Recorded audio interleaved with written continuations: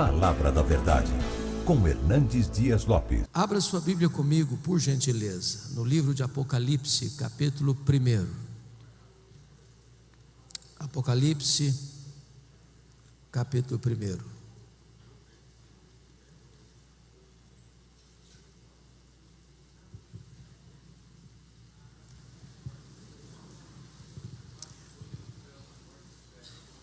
Nós vamos ler todo este capítulo. Eu estou com a versão Mara, então acompanhe a leitura desse texto por gentileza.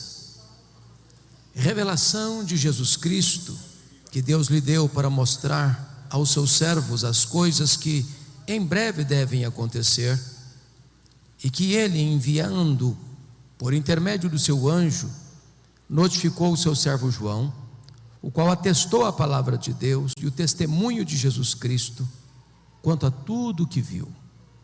Bem-aventurados aqueles que leem, aqueles que ouvem as palavras da profecia e guardam as coisas nela escritas, pois o tempo está próximo. João, mais 7 igrejas que se encontram na Ásia, graça e paz a vós outros, da parte daquele que é, que era e que há de vir, da parte dos 7 espíritos que se acham diante do seu trono, e da parte de Jesus Cristo, a fiel testemunha, o primogênito dos mortos e o soberano dos reis da terra, aquele que nos ama e pelo seu sangue nos libertou dos nossos pecados e nos constituiu reino, sacerdotes para o seu Deus e Pai. A ele a glória e o domínio pelos séculos dos séculos. Amém. Eis que vem com as nuvens, e todo olho verá, até quantos o traspassaram, e todas as tribos da terra se lamentarão sobre ele, certamente. Amém. Eu sou o Alfa e o Ômega, diz o Senhor Deus, aquele que é, que era e que há de vir, o Todo-Poderoso. Eu, João, irmão vosso e companheiro na tribulação, no reino e na perseverança. Em Jesus achei-me na ilha chamada Patmos por causa da palavra de Deus e do testemunho de Jesus. Achei-me espírito no dia do Senhor, e ouvi por detrás de mim grande voz como de trombeta dizendo: o que vês, escreve em livro e manda às 7 igrejas: Éfeso, Esmirna, Pérgamo, Tiatira, Sardes, Filadélfia e Laodiceia. Voltei-me para ver quem falava comigo, e voltado vi 7 candeeiros de ouro, e no meio dos candeeiros um semelhante a filho de homem, com vestes talares e cingido à altura do peito com uma cinta de ouro. A sua cabeça e cabelos eram brancos como a alva lã, como neve, os olhos como chama de fogo, os pés semelhante ao bronze polido, como que refinado numa fornalha, a voz como voz de muitas águas. Tinha na mão direita 7 estrelas, e da boca saía-lhe uma afiada espada de 2 gumes. O seu rosto brilhava como o sol na sua força. Quando o vi, caí a seus pés como morto. Porém ele pôs sobre mim a mão direita, dizendo: não temas, eu sou o primeiro e o último, e aquele que vive.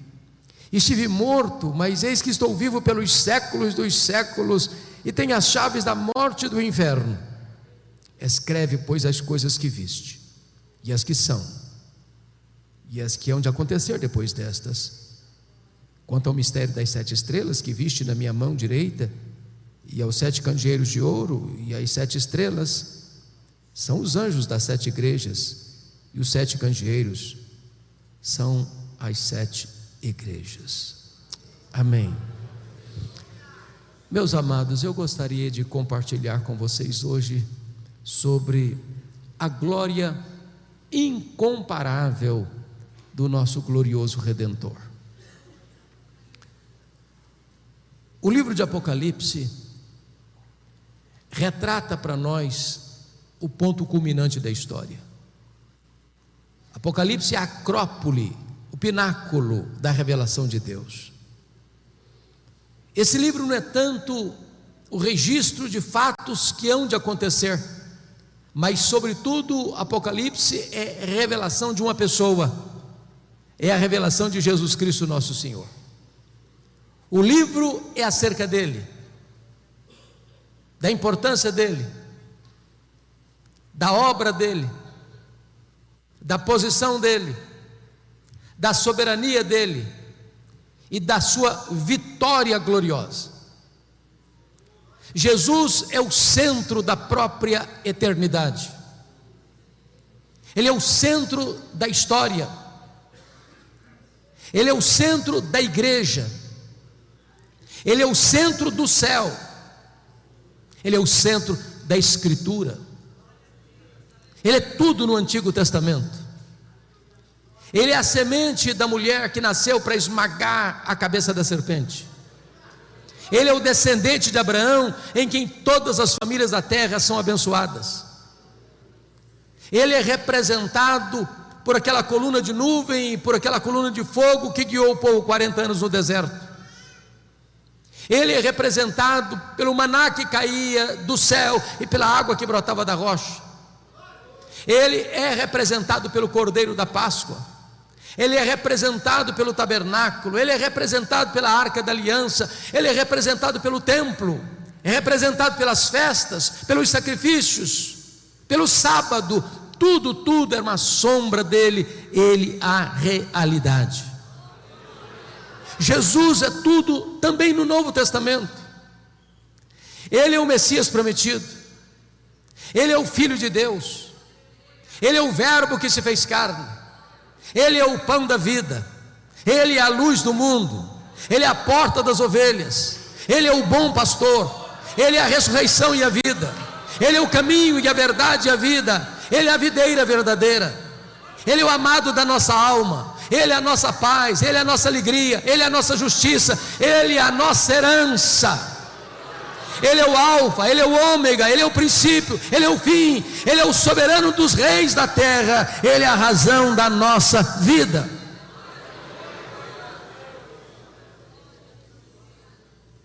Este livro apresenta-nos a revelação de Jesus, porque não há nenhuma causa mais poderosa para fortalecer um obreiro, para encorajar uma igreja, do que a consciência de quem é Jesus e a importância de Jesus no nosso meio. Os dias eram sombrios, muito sombrios. Nero pôs fogo em Roma, Tito Flávio pôs fogo em Jerusalém, agora Domiciano está pondo fogo nos crentes. Os crentes estão sendo crucificados, queimados vivos, jogados às feras. A igreja está sendo massacrada. Os apóstolos todos já estavam mortos pelo viés do martírio. João era o último representante do colégio apostólico. Ele é pastor em Éfeso, já velho. Quando diz a Bíblia que ele é banido para esta colônia penal, para esta ilha vulcânica do mar Egeu, a ilha de Pátmos, na intenção do imperador Domiciano, é como se a última pá de cal estivesse sendo jogada sobre a igreja sofrida. Prenderam João naquela ilha vulcânica, naquela colônia penal, fecharam para ele todas as portas da terra. Mas quando os homens pensam que eles têm o controle, eles se equivocam, porque os homens maus deste mundo podem prender os crentes, podem banir os crentes, podem torturar os crentes, podem matar os crentes, podem fechar para eles todas as portas da terra, mas os homens deste mundo não podem fechar a porta do céu. Porque quando todas as portas foram fechadas para João na terra, o Senhor abriu-lhe uma porta no céu e disse: sobe para aqui, e eu te mostrarei as coisas, não que talvez aconteçam, não as coisas que podem acontecer, eu te mostrarei as coisas que devem acontecer. E quando João sobe, ele vê um trono, e alguém é sentado no trono. Ele nem ousa descrever quem está sentado no trono, a não ser compará-lo com a beleza e o brilho das pedras preciosas. E ele vê na mão deste que está sentado no trono um livro de todo selado, com 7 selos, por dentro e por fora. E a Bíblia relata que uma pergunta ecoa no céu, na terra e debaixo da terra: quem é digno de abrir o livro e desatar-lhe os selos? E diz a Escritura que ninguém foi encontrado digno. E João começa a chorar, porque parece que a história está à deriva. Quando ele está rendido às lágrimas, ele escuta uma voz: não chores, João, eis que o leão da tribo de Judá, a raiz de Davi, venceu para abrir o livro e desatar-lhe os selos. E os selos são rompidos por Jesus, e as trombetas soam por ordem de Jesus, e a história caminha sob o controle de Jesus, e caminha para uma consumação onde a vitória final é de Cristo e da sua igreja. Então, irmãos, à luz desse texto,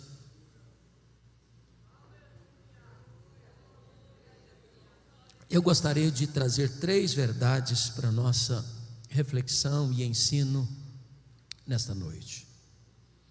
Em primeiro lugar, a grandeza incomparável da pessoa de Jesus. Em segundo lugar, a grandeza incomparável da obra de Jesus. E em terceiro lugar, as implicações incomparáveis dessas 2 verdades primeiras: quem Jesus é e o que ele fez. Vejamos então a grandeza incomparável da sua pessoa. Notem comigo, por gentileza, versículo 5, que ele nos é apresentado como a fiel testemunha. E significa que ele é o supremo profeta. Ele é o mensageiro e ele é a mensagem. Ele é a última palavra de Deus para nós. Tendo Deus falado muitas vezes, de muitas maneiras, aos pais, pelos profetas, agora Ele nos fala pelo Filho. Sua revelação foi progressiva até Jesus, mas não a partir de Jesus. Se você não ouvir Jesus, não há mais nada diferente ou novo que possa ser comunicado a você, a trazer esperança para o seu coração. Ele é a verdadeira palavra de Deus. Ele é o verbo de Deus, Ele é o profeta e Ele é a mensagem, Ele é o mensageiro e Ele é a mensagem. Ele é o supremo profeta de Deus, a última revelação de Deus. Mas você vai notar comigo que no versículo de número 5, Ele nos é apresentado como primogênito dos mortos e o soberano dos reis da terra, e Ele aqui é o sumo sacerdote, porque Ele é o sacerdote e é o sacrifício. Ele é o ofertante e Ele é a oferta. Ele é aquele que está à direita de Deus Pai e intercede por nós. Ele é aquele que defende a sua causa diante de Deus. Ele é o advogado, o justo. É por isso que a Bíblia diz que nenhuma condenação pode sobrevir sobre a sua vida, porque a Bíblia pergunta assim: quem tentará acusação contra os eleitos de Deus? É Deus quem os justifica. Quem os condenará? É Cristo Jesus quem morreu, ou antes quem ressuscitou, o qual está à destra de Deus e também intercede por nós. Nas horas de angústias da sua vida, nas horas de aperto do seu coração, se você gritar por socorro, esse sumo sacerdote se levanta para estar ao seu lado, interceder por você e colocar sua causa diante de Deus. Mas mais do que isso, o texto nos apresenta como Ele é também o Rei dos reis. Ele é o soberano dos reis da terra. O que significa isso? Significa, meus amados irmãos, que Ele tem o controle. Você vê hoje as nações confusas, as guerras, as ameaças de um conflito armado ou de uma guerra nuclear, e os homens passam a ideia de que eles é que têm as rédeas nas mãos, o controle nas mãos, eles que podem apertar um botão aqui, outro ali, outro acolá, para explodir o planeta. Mas quem está sentado no trono é o Senhor Jesus. Quem comanda o universo é o Senhor Jesus. Ele é o soberano dos reis da terra. Ele que levanta reis, Ele quem abate reis, Ele quem levanta reinos, Ele quem abate reinos. Ele controla o universo, Ele dirige a história, Ele governa a igreja e Ele conduz a história para uma consumação final. Ele é o Rei dos reis. Mas notem vocês comigo no verso 13, que quando João volta para ver quem falava com ele, ele vê 7 candeeiros, e no meio dos candeeiros um semelhante a filho de homem. Ele é o profeta, ele é o sacerdote, ele é o rei, e ele é onipresente, porque ele está no meio das igrejas, aqui no Brasil, lá no Japão, lá na América, lá na África, lá na Ásia, ao mesmo tempo. Não há nenhum crente reunido nesse horário, em qualquer lugar do mundo, onde a promessa não se cumpra. Onde tiver 2 ou 3 reunidos em meu nome, ali eu estarei no meio deles. Ele está aqui hoje. E é porque Ele está aqui hoje que você e eu viemos para cá. Ele é a razão dessa igreja existir. Ele é o conteúdo que essa igreja tem pregado há décadas nessa cidade. Ele é a nossa esperança, Ele é a razão da nossa vida, Ele é o amado da nossa alma. E Ele está aqui nesta noite para nos sondar, para nos exortar, para nos corrigir, para nos consolar, para nos fazer promessas. Agora notem comigo, amados, que quando João vai descrevê-lo, além de descrever a sua onipresença, ele vai descrever também que ele é eterno. Confira comigo o versículo 14: a sua cabeça e cabelos eram brancos como a alva lã, como neve. Significa que ele é eterno, ele é o Pai da eternidade, ele preexiste ao tempo, ele preexiste à história, ele preexiste ao princípio. Antes que houvesse mundo, ele já existia. Ele não deriva a sua glória da criação. Se Ele não tivesse criado os céus e a terra, Ele era completo em si mesmo, satisfeito em si mesmo, perfeito em si mesmo. Ele é eterno. O tempo não o colhe de surpresa. A história que vem e que consumará não fecha a sua compreensão do tempo, porque Ele está para além do tempo. Ele é eterno. Ele não é pego de surpresa. Ele não está lá no céu esfregando as mãos, ansioso, sem saber o que vai fazer diante dessa conjuntura atual. Mas notem mais, versículo 14: Ele não apenas é onipresente, Ele não apenas é eterno. Versículo 14 diz que Ele é também onisciente. Os seus olhos são como chama de fogo. Ele tudo sabe, Ele a tudo vê, Ele a todos sonda. É por isso que Ele se dirige às igrejas da Ásia, e para 5 delas Ele diz: eu conheço as tuas obras. É por isso que Ele disse à igreja de Pérgamo: eu conheço o lugar onde tu habitas, onde está o trono de Satanás. É por isso que Ele diz à igreja de Esmirna: eu conheço a tua tribulação e a tua pobreza. Ele conhece o seu futuro, Ele conhece o seu passado, Ele conhece o seu presente, Ele sabe quem é você, Ele sabe o que você pensa, Ele sabe o que você fala, Ele sabe o que você faz, Ele sabe o que você pensa. Nada pode ficar oculto aos olhos daquele que tem, às vistas daquele que tem os olhos como chamas de fogo. Ele é onisciente. Mas veja comigo, versículo 15: os pés semelhante a bronze polido, como que refinado numa fornalha. O que significa isso? Significa que ele é onipotente. Essa é uma figura de linguagem para dizer que se os seus pés são como bronze polido, como que refinado numa fornalha, ninguém resiste ao seu poder. Na linguagem do profeta Daniel, capítulo 2, que é uma das figuras mais incríveis da Bíblia, daquele sonho de Nabucodonosor, daquela grande estátua, cabeça de ouro, braços de prata, peitoral de prata, tronco de bronze, e as pernas de ferro, e os dedos de ferro e barro, representando os grandes impérios do mundo na época, a Babilônia, o Império Medo-Persa, o Império Grego e o Império Romano.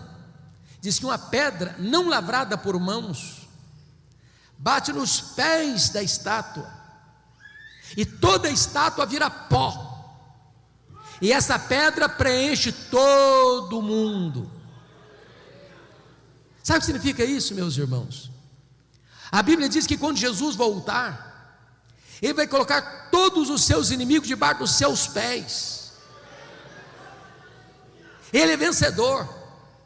Aqueles que blasfemam dele, aqueles que negam a sua existência, aqueles que hoje zombam e escarnecem da nossa fé, aqueles que proíbem que o seu nome seja proclamado, que a sua palavra seja lida, terão que enfrentá-lo para serem derrotados por ele. E diz a Bíblia que ele vai lançar no lago do fogo o anticristo, o falso profeta, o diabo, a morte, o inferno e todos aqueles cujos nomes não estão escritos no livro da vida. E então ele entrará para a sala das bodas, para uma festa que não vai terminar nunca mais, para reinar com a sua igreja, e os seus inimigos serão completamente destruídos, porque Ele é onipotente. Entendamos isso, irmãos. Ninguém pode prevalecer contra Jesus. Quando você vê o ímpio hoje estufando o peito e arrogantemente insurgindo-se contra Jesus, Jesus só está dando corda, está dando corda. Está dando corda. Na hora que a corda puxar, o ímpio não tem amparo nenhum. Naquele grande dia, diz Apocalipse capítulo 6, versículos 12 a 17, que esses poderosos do mundo vão estar desesperados, clamando até com vontade de morrer, mas a morte vai fugir deles, porque eles terão que encarar o Rei dos Reis, o Senhor dos Senhores, o reto juiz, vencedor em todas as batalhas. Eu pergunto a vocês, onde estão os reinos deste mundo? Com tanto poder? Onde está a Babilônia hoje? Onde está o Império Assírio hoje? Onde está o Império Medo-Persa hoje? Onde está o Império Grego hoje? Onde está o Império Romano hoje? Onde estão os poderosos deste século? Eles virão pó, mas Jesus continua no trono, Rei dos reis, Senhor dos senhores. Confira comigo, por gentileza. Versículo 15 ainda, diz: a voz, como voz de muitas águas. Sabe o que significa isso? Ele é irresistível.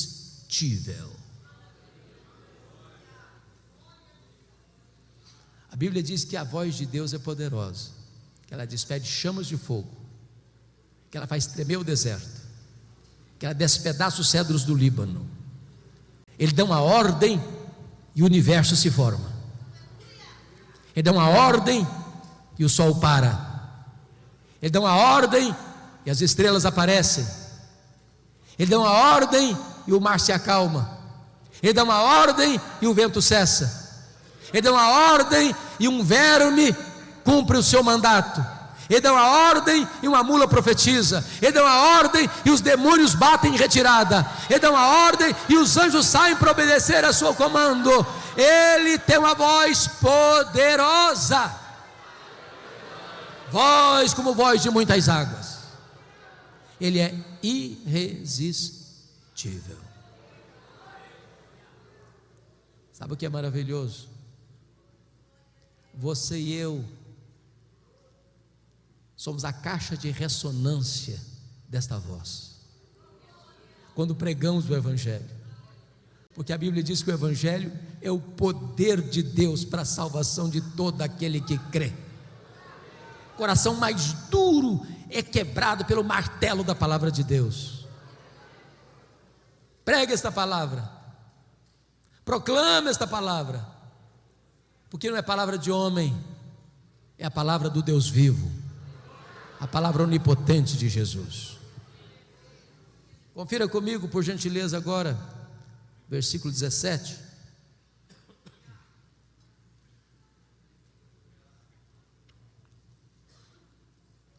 Vejam, por gentileza.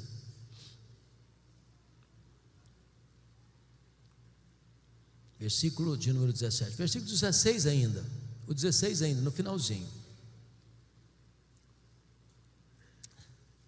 Diz o versículo 16: na sua mão tinha na sua mão direita 7 estrelas, e da sua boca saía-lhe uma afiada espada de 2 gumes.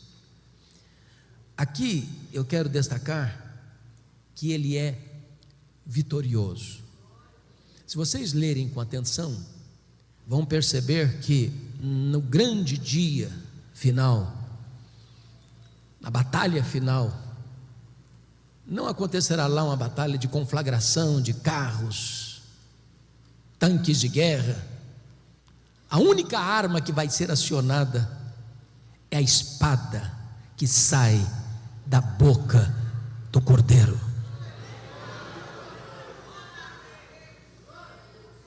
O Senhor não precisa de recursos humanos, de armas humanas para triunfar.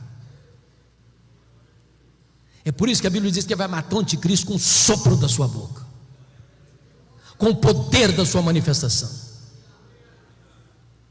Irmãos amados, como é importante nós compreendermos quão grande é Jesus, quão poderoso é Jesus, quão incomparável é Jesus.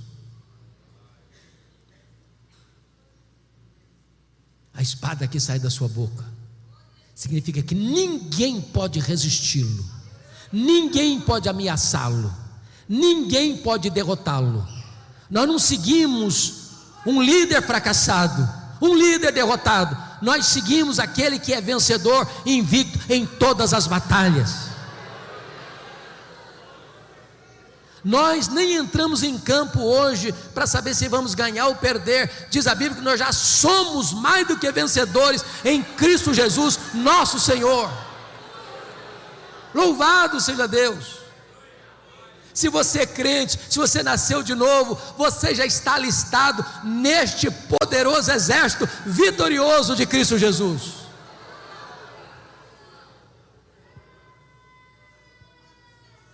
Mas notem comigo, o versículo 16 ainda diz: o seu rosto brilhava como o sol na sua força.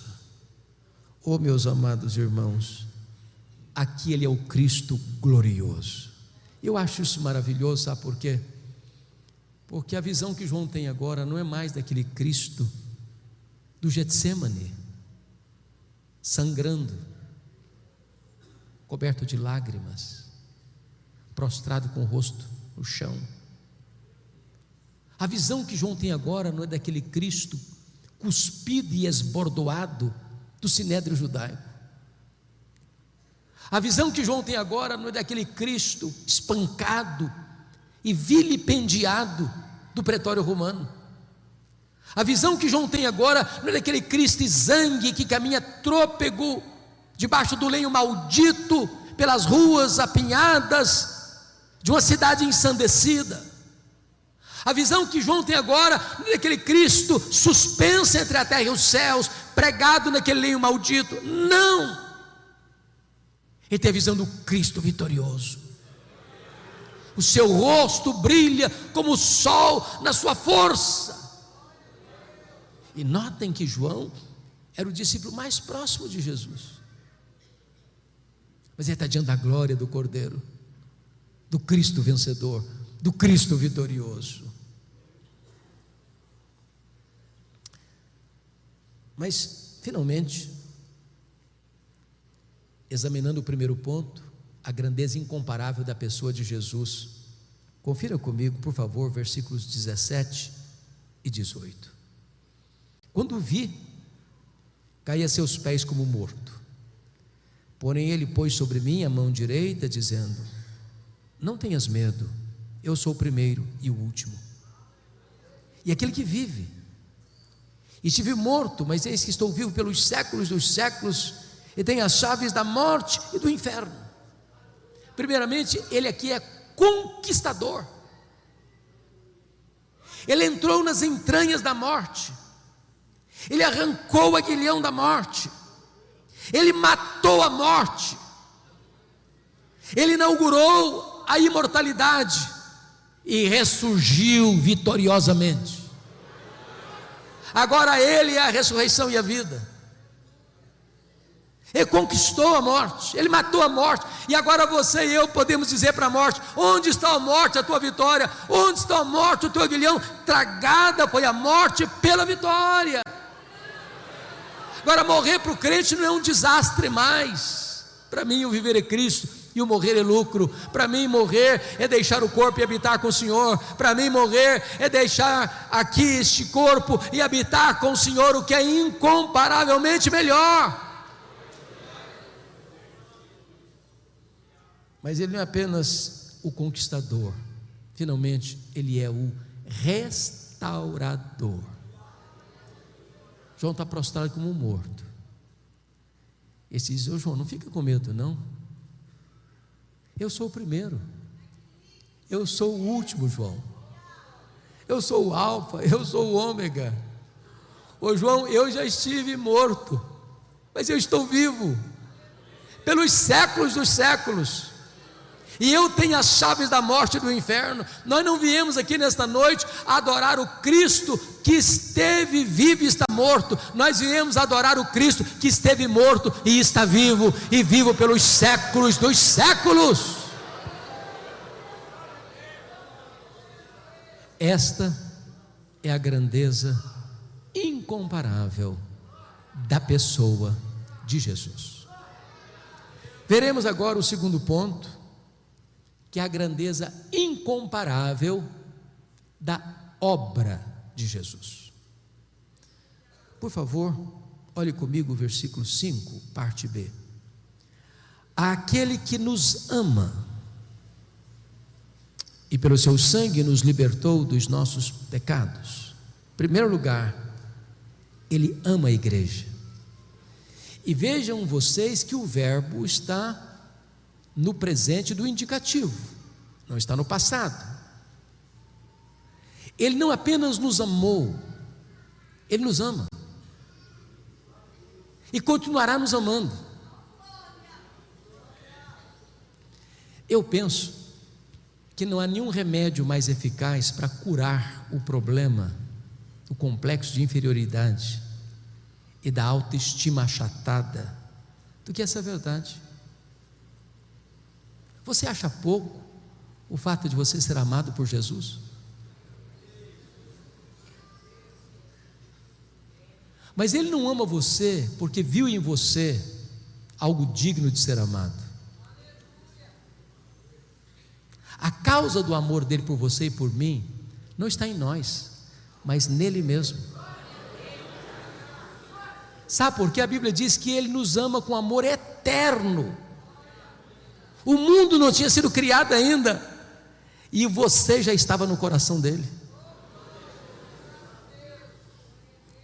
Ele amou você com amor eterno e atraiu você para ele com cordas de amor. Deus não me ama por causa das minhas pretensas virtudes, Ele me ama apesar dos meus pecados. Ele não me ama por causa dos meus méritos, Ele me ama apesar dos meus deméritos. Não há nada que você possa fazer para Deus amar você mais, nem para Ele amar você menos. Ele ama a você. Talvez você entrou aqui hoje abatido, triste, talvez você se sentindo a última pessoa do universo, talvez você entrou aqui hoje com essa autoestima lá no chão. Eu quero dizer para você que Jesus ama você, que Jesus ama você, que Jesus ama você, que Jesus ama você. Você tem valor para Ele, você é importante para Ele.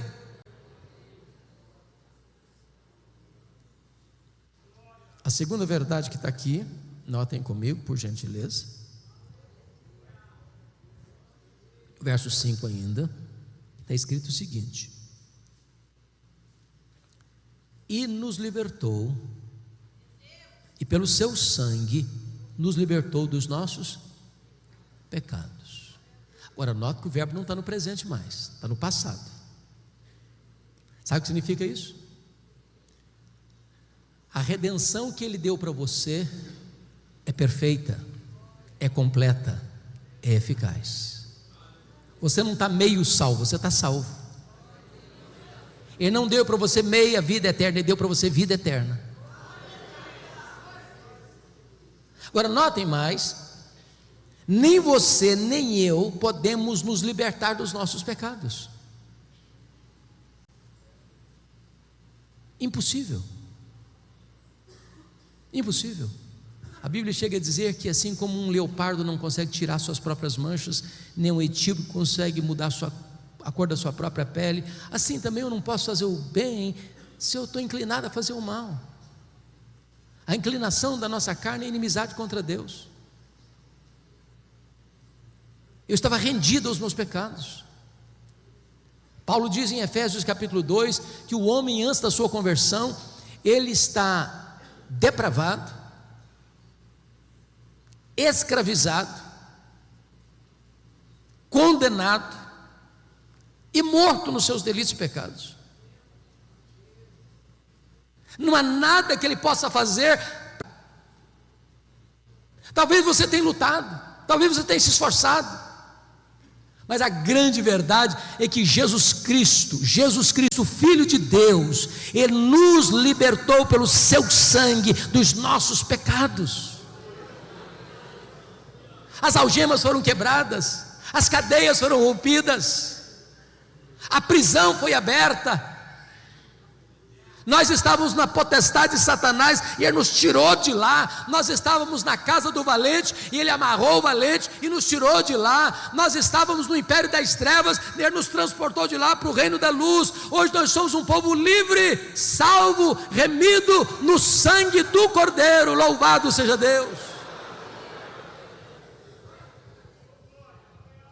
Bendito seja o Senhor. Então, a obra dele, Ele nos ama. Segundo, Ele morreu por nós.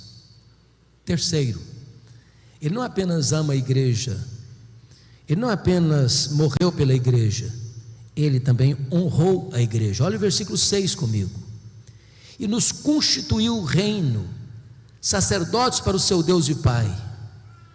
E Ele não pode concluir sem uma doxologia. A Ele glória e o domínio pelos séculos dos séculos, amém. Preste atenção nisso.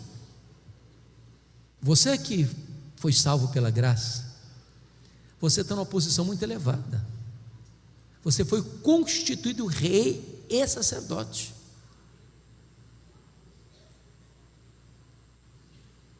Talvez você aspire a algumas posições que algumas pessoas ocupam neste mundo, pois eu posso lhe garantir que a posição mais honrosa que o mundo possa oferecer não é nada em comparação ao que você já tem. Você é rei e sacerdote.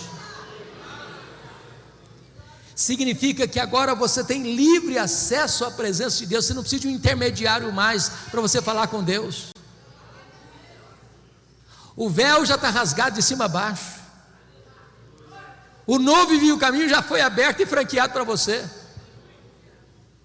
Eu estou estudando, pastor Samuel, o livro de Esther, e é curioso que na história lá de Esther, o rei Assuero, conhecido por Xerxes I, ninguém podia entrar lá na sala do trono dele sem ser convidado, nem a rainha. Se uma pessoa entrasse sem ser convidado, ele podia matar a pessoa, dar uma ordem sumária para a pessoa ser executada. Eu quero dizer para você que o Rei dos Reis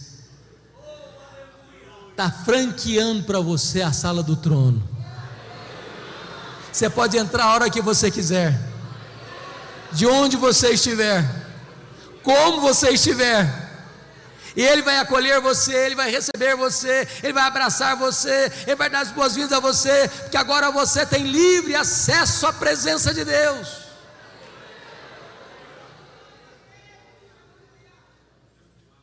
A Bíblia diz que o Senhor não apenas vai nos levar para o céu, Ele vai nos levar para o trono.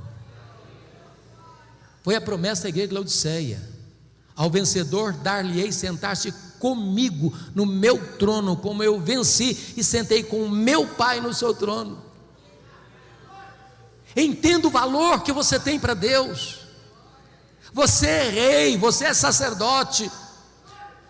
A Bíblia chega a dizer que no dia do juízo nós vamos julgar o mundo, nós vamos julgar os próprios anjos. Então, primeiro, Ele ama a igreja. Segundo, Ele morreu para a igreja, pela igreja. Terceiro, Ele honrou a igreja. Mas em quarto lugar, Ele voltará para a igreja. Veja o verso 7 comigo, por favor. Eis que vem com as nuvens, e todo olho verá, até quantos o traspassaram. Todas as tribos da terra se lamentarão sobre ele, certamente. Amém. Irmãos, a segunda vinda de Cristo é a nossa bendita esperança. Viva esperança.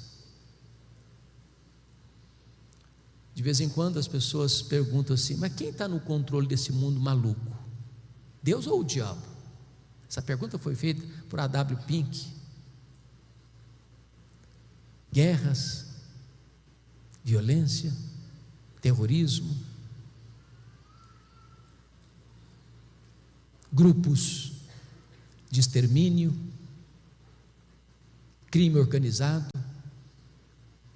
corrupção, prostituição, apostasia. Parece que o carro saiu dos trilhos.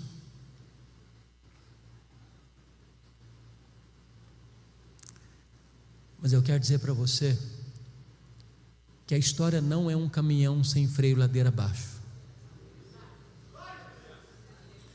O Senhor Jesus está no controle. E Ele não nos deixou enganados sobre o que haveria de acontecer. Ele já nos deu as pistas, já nos deu os sinais. E quando os homens acharem que eles estão no controle, ou que o mal está prevalecendo, Ele voltará e colocará todos os inimigos debaixo dos seus pés, e reinará supremo para sempre e sempre e sempre. A pergunta, irmãos, é como Ele voltará? E a Bíblia responde: Ele voltará pessoalmente. Pessoalmente. Ele não vai mandar um embaixador, não. Ele mesmo virá. Lá em Atos 1, 9 a 11, diz que quando os galileus estavam olhando para as alturas, Jesus subindo entre nuvens, dois anjos aparecem e diz: varões galileus, por que estáis olhando para as alturas? Esse mesmo Jesus que vi subir, assim descerá dos céus. Ele pessoalmente virá. Ele pessoalmente virá. Segundo, como Ele voltará? Ele voltará visivelmente. todo olho verá, até aqueles que o transpassaram. O que significa isso? Sabe o que a Bíblia diz? Quando Jesus voltar, lá em João 5, 28 e 29, diz que todos os mortos sairão dos túmulos, uns para a ressurreição da vida, outros para a ressurreição do juízo. Quando Jesus voltar, duas coisas vão acontecer: ressurreição para os que estiverem mortos, e transformação e arrebatamento para os que estiverem vivos. Aquelas pessoas que cuspirem em Jesus, que cravaram a fronte de Jesus com coroa de espinho, que esbordoaram Jesus, que pregaram Jesus na cruz, vão ter que ressuscitar, e vão ter que ver Jesus na sua glória vindo. E Paulo diz que todo joelho vai ter que se dobrar, nos céus, na terra e debaixo da terra, e toda língua vai ter que confessar que Jesus Cristo é Senhor, para a glória de Deus Pai. A igreja fará isso com a maior das alegrias, os ímpios com o maior dos terrores. Terceiro lugar, como Jesus voltará? Ele voltará audivelmente, ressoada a trombeta de Deus, ouvida a voz do arcanjo, ele descerá dos céus. Se a volta de Jesus vai ser o fato mais público da história, também será o fato mais audível da história. Não haverá montanha tão alta, deserto tão inóspito, caverna tão escura, que impedirá as pessoas de ouvirem o alarido desta vinda. Se de dia, se de tarde, se de noite, não sabemos, porque ele virá de dia, ele virá de tarde, ele virá de noite. Como assim? Agora estamos 8:30 da noite no Brasil, mas já é 8:30 da manhã no Japão. Então, se Jesus voltar de noite para o Brasil, volta de manhã para o Japão. Se volta num horário aqui, volta no outro horário na África, volta outro horário na Europa. É por isso que Jesus disse: olha, não sabe se é de dia, se é de tarde, se é de noite. Porque quando ele voltar, vai estar de manhã para um, vai estar de tarde para outro, vai estar de noite para outro. Mas todo olho o verá. Quarto lugar, como ele voltará? Ele voltará repentinamente. Diz a Bíblia que vai ser como um relâmpago que risca os céus do Oriente ao Ocidente. Vai ser num momento, num abrir e fechar de olhos. Sabe o que significa isso? Não haverá tempo para você se preparar na última hora. Se você não tiver azeite na sua lâmpada, não tem esperança. Vigiai, vigiai, para que aquele dia não nos tome de surpresa. A igreja de Deus não é filho das trevas, é filho da luz, e filho da luz não é pego de surpresa, porque ele está aguardando na ponta dos pés a vinda do Senhor, dizendo: Maranata, ora vem Senhor Jesus. Ele apressa, ele ama a vinda do Senhor.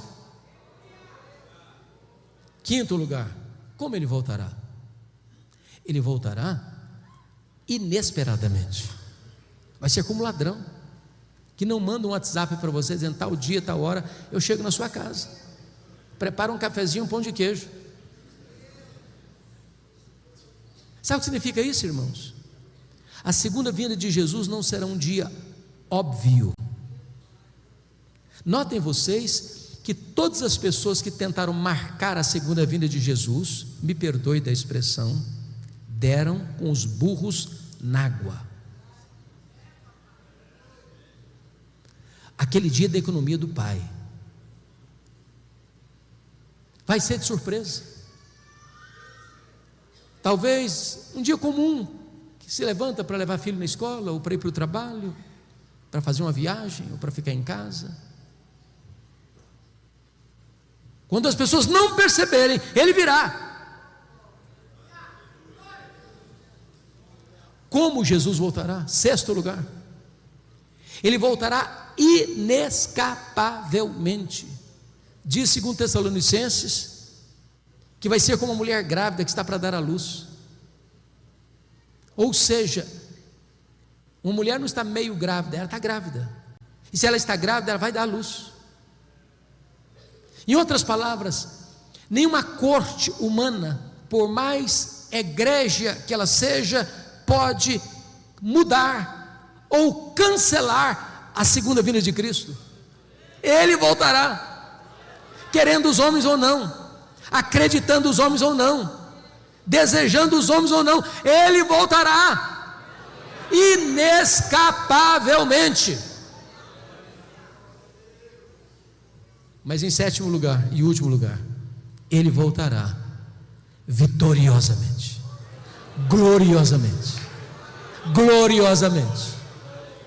Diz a Bíblia que ele não vem mais humilde, montado num jumentinho, numa linguagem bíblica da época, ele vem montado num cavalo, colocando na sua coxa Rei dos Reis e Senhor dos Senhores. Ele virá em grande glória, as nuvens serão, meus amados irmãos, a sua carruagem, os anjos a sua escolta, o arcanjo o seu arauto, e os santos o seu glorioso cortejo, e ele virá com muito poder e glória. Louvado seja o Senhor.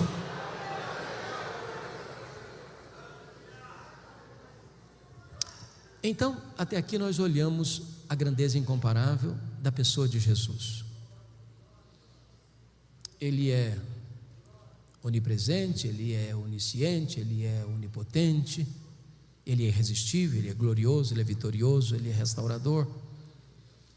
Olhamos a grandeza incomparável da sua obra.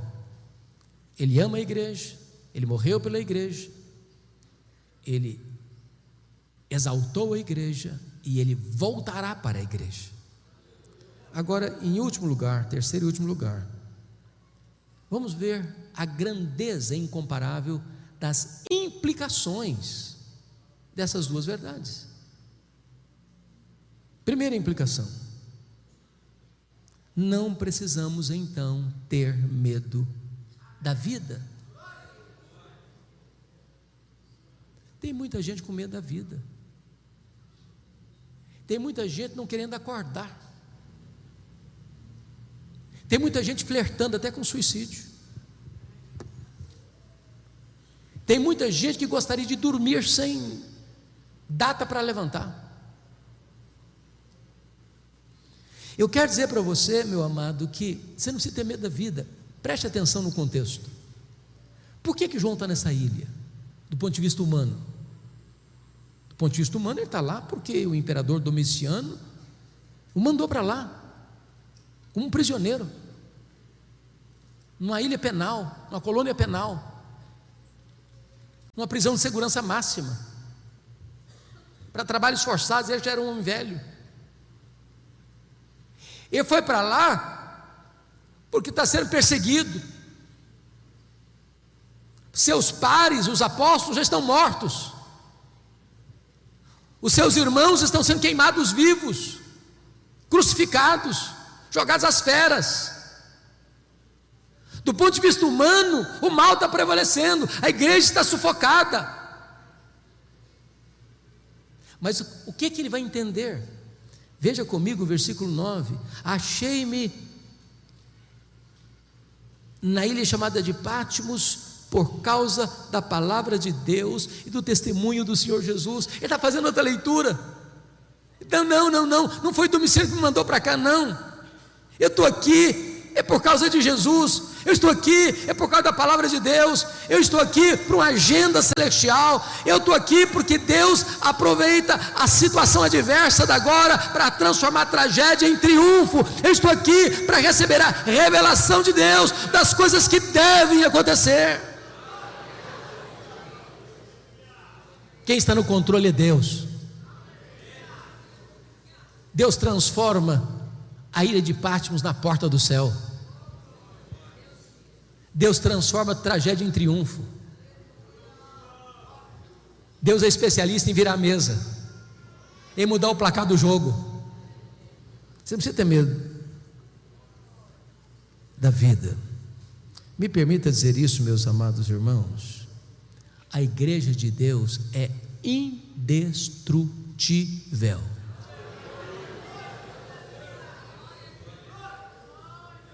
Quando eu digo que a igreja de Deus é indestrutível, eu não estou afirmando que a igreja de Deus não possa ser perseguida. Eu não estou afirmando que a igreja de Deus não possa sofrer sanções penais. Eu não estou dizendo que a igreja não possa sofrer martírio. Apocalipse capítulo 12, versículo 11 diz que a igreja vence o diabo com a palavra do testemunho e com o sangue do Cordeiro. Testemunha aqui é martiria. Ou seja, quando o perseguidor vem e prende um crente, maltrata um crente, e põe o crente contra a parede, diz: ou você nega Jesus, ou eu te prendo, ou eu te bato, ou eu te mato. E o crente diz: eu prefiro morrer do que negar o meu Senhor. Ele morre, mas com a sua morte ele vence. Ele é mais do que vencedor. Ninguém pode derrotar a igreja do Deus vivo. Você precisa ter medo da vida, porque a Bíblia diz que Jesus está vivo pelos séculos dos séculos.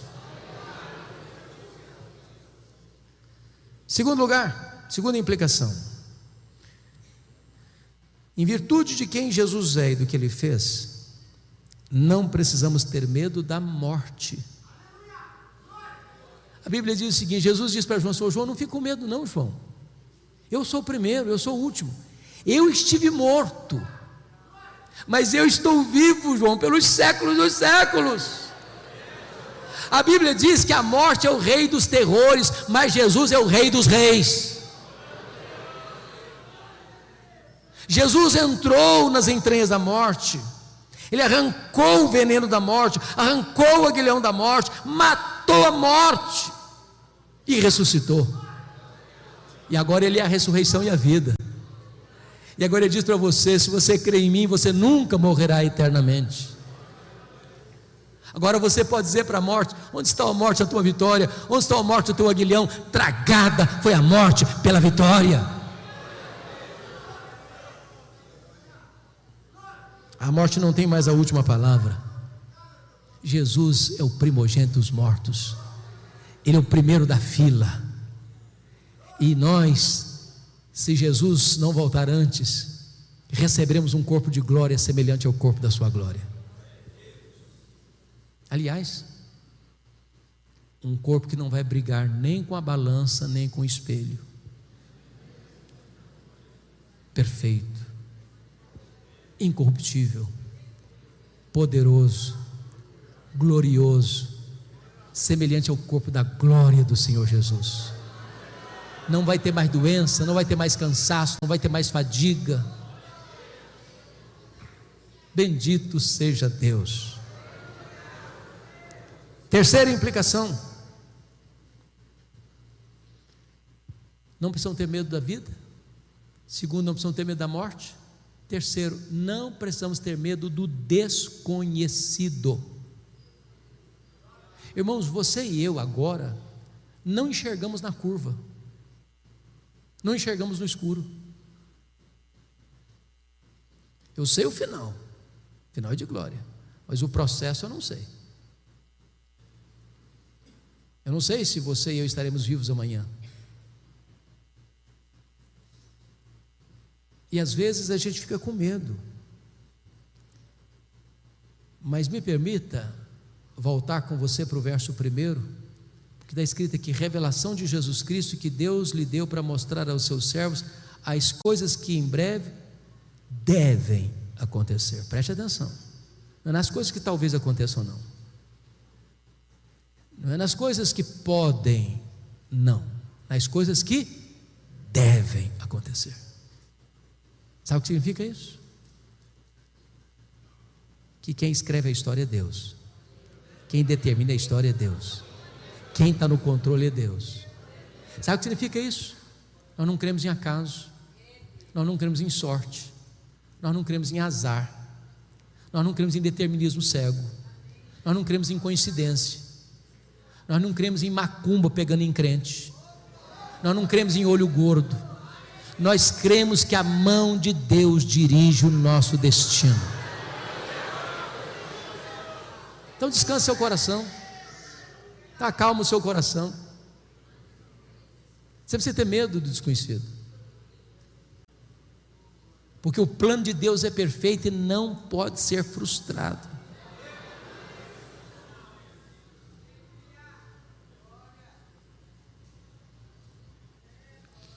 O que eu acho precioso nesse livro é que João, na hora mais crítica da sua vida, é convocado a subir, porque não é a terra que explica o céu, é o céu que explica a terra. O entendimento dos dramas da história não emanam da própria terra, não procede dos próprios homens, mas vem de cima, vem do céu, vem de Deus, vem do alto. E quando João sobe, o que ele vê é um trono, e quem está sentado no trono é quem governa. E ele vê o Cordeiro, que é o leão da tribo de Judá, a raiz de Davi, que está com um livro na mão, venceu para abrir o livro. E o que é abrir o livro, irmão? O livro é o livro da história, dos acontecimentos. E quando você vê a abertura dos selos, o que é a abertura dos selos? É o mundo perseguindo a igreja. Isso não pegou Deus de surpresa, não. Isso não pegou Jesus de surpresa, não. Foi Ele que estabeleceu essa agenda. Aí depois dos selos, as trombetas soam. O que são as trombetas? São o juízo parcial de Deus ao mundo que persegue a igreja. E quando as trombetas tocam, elas alcançam o quê? A terra, o mar, os rios, os astros, os homens. Você já parou para pensar ou interpretar os fenômenos da natureza? Os tsunamis, os maremotos? Você já parou para pensar nos terremotos, nos abalos sísmicos? Você já parou para pensar nas pandemias da vida que atingem a terra e os homens? Isso não é coisa fortuita, casual. Não é porque a natureza está em ebulição ou em revolta. São trombetas de Deus, chamando os homens ao arrependimento, dando a eles mais uma chance se voltarem para Deus. Quando você vê no Apocalipse o levantamento do quarteto do mal, nos capítulos 12, 13 e 14, o diabo, capítulo 12, o anticristo, o falso profeta, capítulo 13, e a grande Babilônia, no capítulo 14, esses inimigos não se levantam por conta própria, o próprio Deus permite-os se manifestarem, para que se revele neles a glória de Deus na sua derrota fragorosa. E notem vocês, que o diabo, como coordenador desta orquestra maligna, você vê o anticristo trazendo perseguição, você vê o falso profeta trazendo heresia, e você vê a grande Babilônia trazendo prostituição. Não são essas coisas que estão movendo o mundo hoje? Mas o Senhor vai pôr fim a toda esta corrente de maldade, porque quando as taças da ira de Deus são derramadas, capítulos 15 e 16, agora não tem mais juízo misturado com a misericórdia, agora a cólera de Deus chegou o grande dia do juízo. O que você vai ver em seguida? Capítulos 17, 18 e 19, a queda do quarteto do mal. 17 e 18, a queda da Babilônia. 19, a queda do anticristo, do falso profeta. Capítulo 20, a queda do diabo. No capítulo 20 ainda, a queda de quem mais? Da morte, do inferno, dos ímpios. E como é que o livro termina? O livro termina com a vitória retumbante, completa, final, cabal de Cristo e da sua igreja.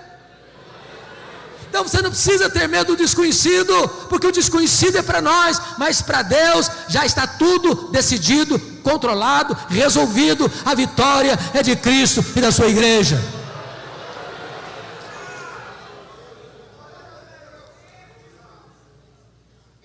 Em último lugar, Quarto e último lugar.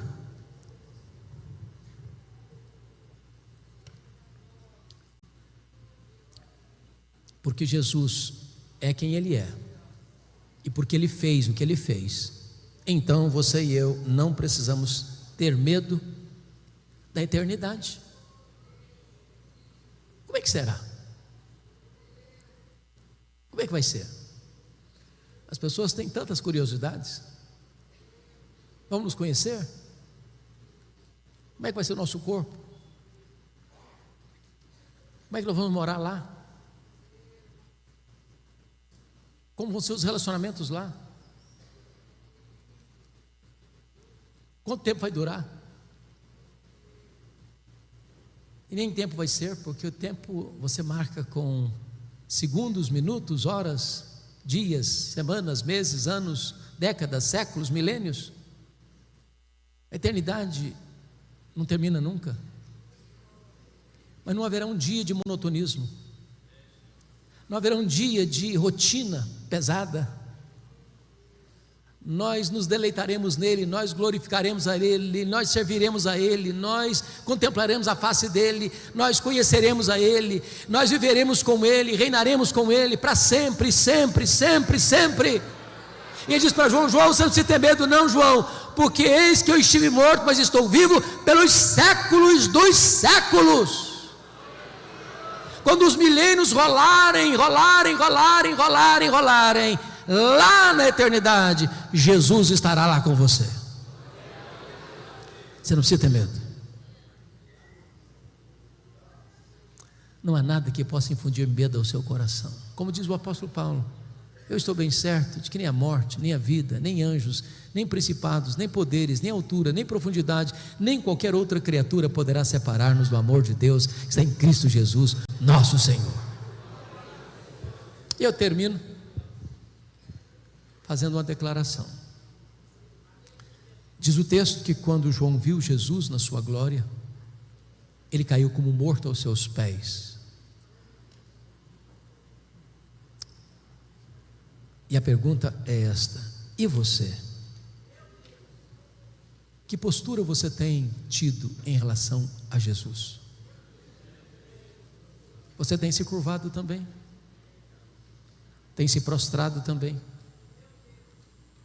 Você o reconhece nesta noite como Senhor da sua vida, como Salvador da sua vida, como a razão da sua vida? Ele está aqui hoje, poderoso para salvar, poderoso para restaurar, poderoso para consolar, poderoso para fazer tudo novo na sua vida.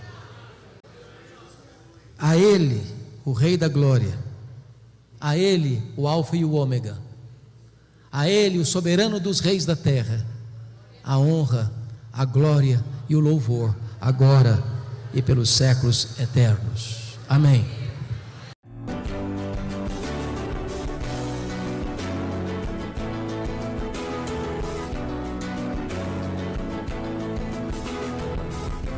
Palavra da Verdade, com Hernandes Dias Lopes.